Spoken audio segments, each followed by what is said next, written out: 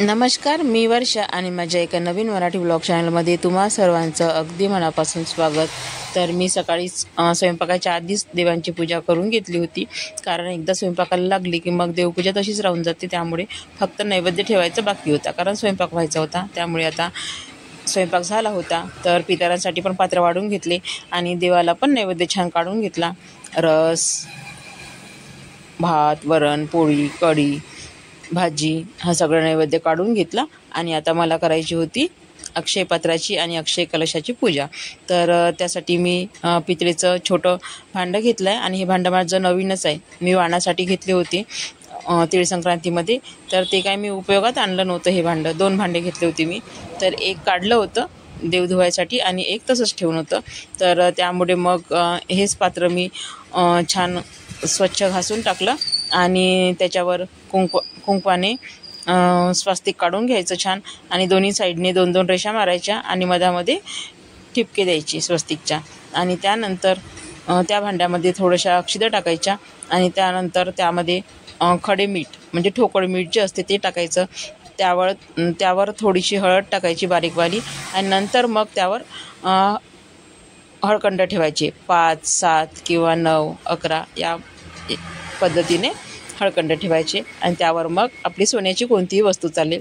तर मी अंगठी ठेवली आहे माझी, आणि नंतर मग त्या अंगठीची पूजा करायची। हळदी कुंकू अक्षदा व्हायच्या आणि फूल व्हायचं, आणि अशा प्रकारे अक्षयपत्राची पण पूजा करून घ्यायची।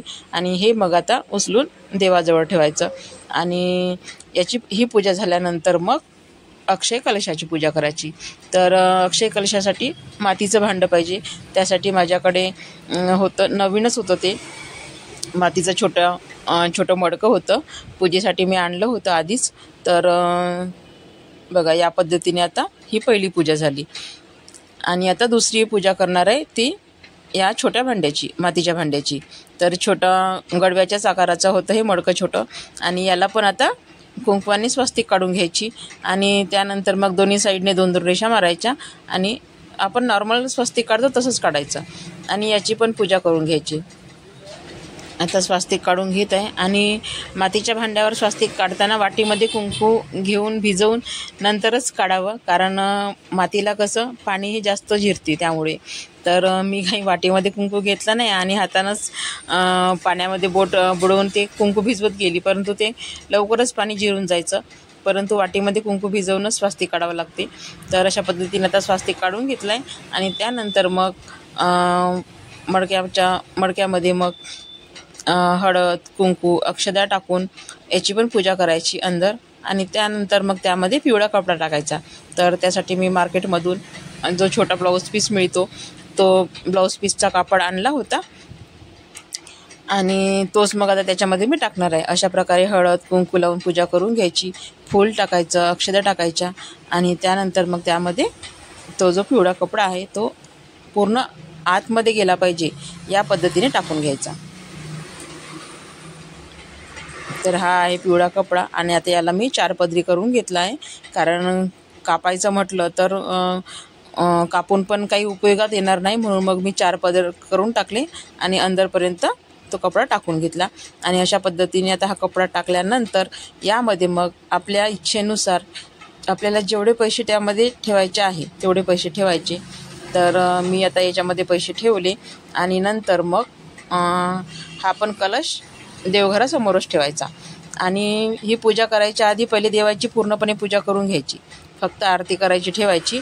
आणि नंतर मग ही पूजा केल्यानंतर देवांची आरती करायची, आपण ज्या नेहमी म्हणतो रोज त्याच आरत्या करायच्या। महालक्ष्मी मातेची आरती म्हणायची, आणि ओम लक्ष्मी देवी नमः हा मंत्र म्हणायचा 11 वेळा किंवा 21 वेळा, आणि त्यानंतर मग आरती करायची। अशा पद्धतीने मी दोन्ही पण अक्षय पात्र आणि अक्षय कलश दोन्ही याची पण पूजा करून घेतली, आणि या पद्धतीने पूजा केली। तर ही पूजा कशी करायची हा व्हिडिओ मी आधीच अपलोड केला होता। तर अशा पद्धतीने मी आता दोन्ही पूजा करून घेतल्या आहे, आणि आता आरती करून घेणार आहे। जय जय जय लक्ष्मी माँ मेरी पार करो, दिवाली मैया दीपक जले, तेरी कृपा से सभी फूल खिले, हम भी आए शरण तुम्हारे, हम भी आए शरण तुम्हारे, इतना सा जरा ध्यान धरो। जय जय जय लक्ष्मी माँ, मैया मेरी पार करो। झोली फैलाए खाली, मैया भंडार भरो। ह्या दोन्ही पूजा केल्यानंतर आरती करायची आणि आरती झाल्यानंतर मग कापूर आरती करायची। सर्व देवांना कापूर द्यायचा आणि आपल्या वास्तूला पण कापूर द्यायचा। त्यामुळे काय होईल तर घरातील वातावरण हे प्रसन्न होईल, आनंदी होईल। आणि त्यानंतर मग महालक्ष्मी मातेला विनंती करायची की हे महालक्ष्मी माता, मी जी आज पूजा केली आहे त्याचे फळ मला लवकरात लवकर मिळू दे आणि माझे घर हे सुखसमृद्धीने आणि आनंदाने भरून जाऊ दे। तसेच धनधान्य याची काहीही कमी पडू नको देऊ आणि सुखशांती घरामध्ये सदैव राहू दे, ही प्रार्थना करायची। आणि त्यानंतरच मग आपण जेवण करायचं। तर अशा पद्धतीने माझी आता पूजा संपन्न झाली होती। आणि बघा पूजेमध्ये पण दिव्यामध्ये पण जसं गुलाबाचं फूल तयार होते तसं छोटंसं गुलाबाचे फूल तयार झाले होते, गुलाबाच्या फुलासारखेच दिसत होते। तर बघा, आणि कसा वाटला आजचा व्हिडिओ कमेंटमध्ये सांगा। आणि व्हिडिओ आवडल्यास नक्कीच लाईक, शेअर आणि सबस्क्राईब करा। आणि पुन्हा भेटू एका नवीन व्हिडिओसह। तोपर्यंत सर्वांना बाय बाय।